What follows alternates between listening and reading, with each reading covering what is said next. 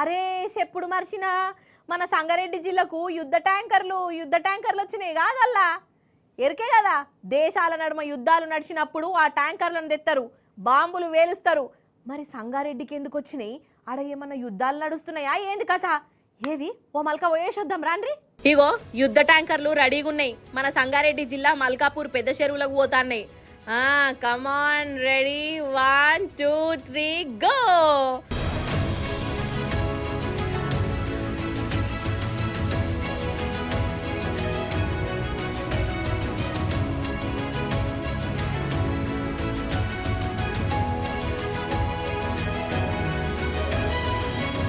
అగో ఇంకా 2 ఉన్నాయి కదా ట్యాంకర్లు.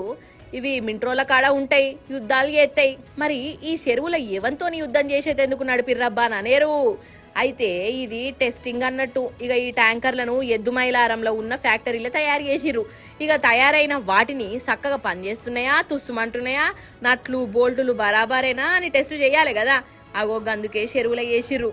కానీ ఈడ మీరు ఒకటి గమనించిన రానోళ్ళ, గింత పెద్ద ట్యాంకర్లు గంత పెద్ద చెరువులకు పోయి కూడా మునగలేదు, మీదికి తేలినాయి. పడవనా అంటే పడవ కాదు, మళ్ళా గదే గీ ట్యాంకర్ల స్పెషాలిటీ అన్నట్టు. ఇవి నీళ్ళల్లో తేలే ట్యాంకర్లు. ఇక ఇవి టెస్టుల పాస్ అయినాక మనం ఇంట్లోకి అడిగి పంపుతాండ్రు. మన కాడ తయారైన ఈ ట్యాంకర్లు యుద్ధాలు చేస్తాయి అదన్నట్టు సంగతి.